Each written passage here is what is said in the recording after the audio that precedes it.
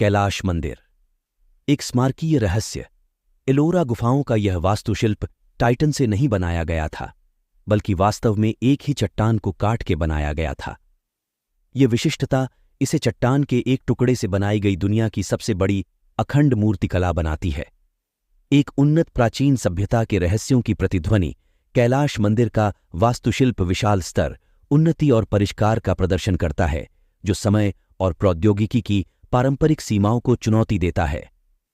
मंदिर में अद्वितीय ध्वनिक गुण हैं, जो आधुनिक ज्ञान से पहले की ध्वनि इंजीनियरिंग की समझ का सुझाव देते हैं।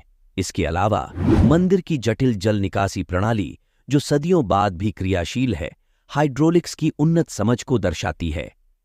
कैलाश मंदिर के रहस्यों का पता लगाने, मानवीय सरलता के इस शानदार प्रमाण और हमारे पूर्वजों के भूले हुए उन्नत ज्ञान की पहेली को एक साथ जोड़ने के हमारे अभियान में हमारे साथ शामिल हों।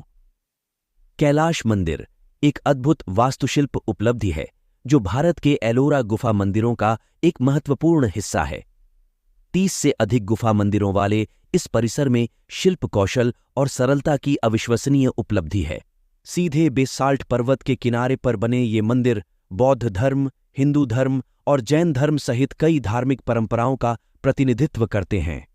भगवान शिव को समर्पित कैलाश मंदिर अपने विशाल आकार और जटिल डिजाइन के लिए जाना जाता है, जबकि अधिकांश मंदिर और गुफाएं, यहां तक कि उसी एलोरा परिसर के भीतर, चट्टान को काटकर बनाई गई थीं। कैलाश मंदिर को किनारे से नहीं, बल्कि ऊपर से बनाया गया था, एक ऐसी विधि जो पारंपरिक वास्तुशिल्प मानदंडों को खारिज करती है। इस रिवर्स इंजीनियरिंग के लिए न केवल व्यापक योजना की आवश्यकता थी, बल्कि पत्थर पर महारत हासिल करने की आवश्यकता थी, जो कि प्राचीन तकनीक के दायरे से परे लगता है। इस प्रक्रिया में लाखों घन फीट चट्टान को हटाना शामिल था, जो पहाड़ की चोटी से शुरू होकर नीचे की ओर काम करती थी, जो एक बहुत बड़ा प्रयास है। त्रुटियों से बचने के लिए उन्हें जिस सटीकता के साथ काम करना पड़ा, वह उल्लेखनीय है, क्योंकि नक्काशी में की गई कोई भी गलती पूर्ववत नहीं की जा सकती थी और संभवतः पूरी संरचना को बर्बाद कर देती। इसके अलावा मंदिर की वास्तुशिल्प श्रेष्ठता और डिजाइन की पेचीदगियां परिष्कार के स्तर का सुझाव देती हैं, जो अपने युग से आगे का प्रतीत होता है। मंदिर सिर्फ नक्काशीदार चट्टानों का एक यादृच्छिक वर्गीकरण नहीं है। यह पुलों, बालकनियों, सीढ़ियों, भूमिगत सुरंगों, जल निकासी प्रणालियों, वर्षा जल सिंचाई नेटवर्क और छिपे हुए मार्गों के साथ एक सुविचारित वास्तुशिल्प उत्कृष्ट कृति है, जो सभी एक ही चट्टान से उकेरे गए हैं। इस तरह के प्रयास के लिए आवश्यक योजना में इंजीनियरिंग और वास्तुकला की गहरी समझ शामिल है। मंदिर की दिशा और इसकी विशेषताओं, जैसे जल प्रणालियों की योजना पहले से बनाई जानी थी, क्योंकि कोई भी गलती अपरिवर्तनीय होती। निर्माण का पैमाना आश्चर्य का एक अलग पहलू है। मंदिर की सबसे आकर्षक विशेषताओं में से एक विशाल स्तंभ है, जो 100 फीट से अधिक ऊंचा है। इस तरह के मोनोलिथ को तराशने के लिए बिल्डरों को स्तंभ को खड़ा छोड़कर आसपास की चट्टान को सटीकता से हटाना पड़ता है, एक ऐसा कार्य जो अपने दायरे में अत्यंत कठिन लगता है। मंदिर परिसर से हटाई गई चट्टान की मात्रा लगभग 4 लाख टन होने का अनुमान है। यह मात्रा आधुनिक मशीनरी के साथ भी हटाने में चुनौतीपूर्ण होगी। इस उत्खनन का विशाल पैमाने नियोजित उपकरणों और विधियों पर सवाल उठाता है। क्या प्राचीन बिल्डरों के पास किसी प्रकार की उन्नत तकनीक तक पहुंच थी, जो समय की रेत में खो गई है? ऐतिहासिक अभिलेख मंदिर की रहस्यमय प्रकृति को बढ़ाती है। मंदिर 8वीं शताब्दी के दौरान बनाया गया था, हालांकि कुछ लोग मानते हैं कि यह बहुत पुराना था। यह वो समय था जब आधुनिक मशीनरी और तकनीक अस्तित्व में नहीं थी। पौराणिक कथा के अनुसार मंदिर का निर्माण 1 सप्ताह में हुआ था। यह किंवदंती राष्ट्रकूट राजा कृष्ण प्रथम की कहानी पर आधारित है, जिन्होंने 8वीं शताब्दी के दौरान शासन किया था। कहानी के अनुसार भगवान शिव के प्रति राजा की भक्ति ने मंदिर के निर्माण को प्रेरित किया। कैलाश मंदिर के निर्माण की अनुमानित समय सीमा व्यापक बहस और आश्चर्य का विषय है। ऐतिहासिक रिकॉर्ड बताते हैं कि मंदिर 2 साल से भी कम समय में बनकर तैयार हुआ था, जो कि आज हमारी सभी आधुनिक तकनीकों और मशीनों के साथ हमारे लिए लगभग असंभव होगा। कैलाश मंदिर में की गई खुदाई का आकार वास्तव में आश्चर्यजनक है। 4 लाख टन से अधिक चट्टान को हटाने के लिए मजदूरों को 12 घंटे के कार्य दिवस के आधार पर हर घंटे लगभग 5 टन चट्टान निकालने की आवश्यकता होगी। यह उपलब्धि लगभग अकल्पनीय लगती है, खासकर जब यह देखते हुए कि आज की उन्नत प्रौद्योगिकियों के साथ भी इस तरह के एक महत्वपूर्ण कार्य को पूरा करना एक चुनौती बनी हुई है। यदि कर्मचारी 24 घंटे काम करते हैं तो भी यह प्रति घंटे 2.5 टन चट्टान के बराबर होगा। ये सब कैसे संभव है? क्या साइट के निर्माताओं के पास किसी प्रकार की उन्नत तकनीक थी? कैलाश मंदिर के आसपास एक अतिरिक्त पहेली खोदी गई चट्टान का ठिकाना है। आश्चर्यजनक रूप से मंदिर के निर्माण के दौरान हटाए गए लगभग 4 लाख टन पत्थरों में से कोई भी स्थल पर या उसके आसपास स्थित नहीं है।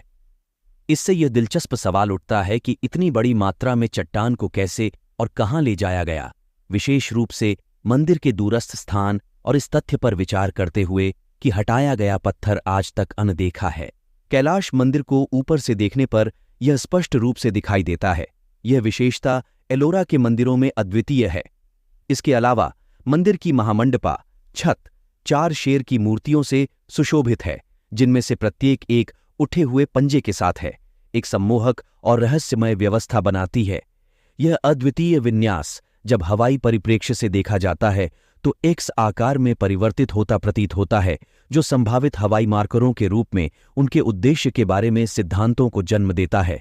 यह सवाल उठाता है कि क्या मंदिर के वास्तुकारों ने इन मूर्तियों को आकाश से पर्यवेक्षकों के लिए मार्गदर्शक या संकेत के रूप में बनाया था।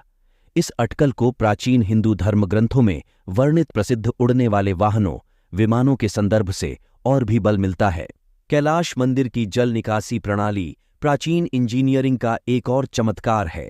इसे क्षेत्र की भारी वर्षा से निपटने के लिए डिजाइन किया गया था, जिससे यह सुनिश्चित हो सके कि मंदिर को पानी से नुकसान न हो।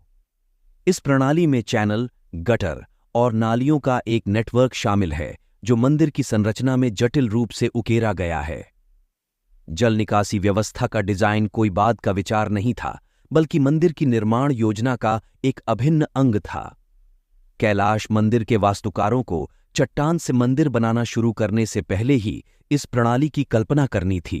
नालों और नालियों को थोड़ी सी ढाल के साथ बनाया गया था, जिससे मंदिर से दूर पानी के सुचारू प्रवाह की सुविधा मिलती थी और ठहराव और कटाव को रोका जाता था।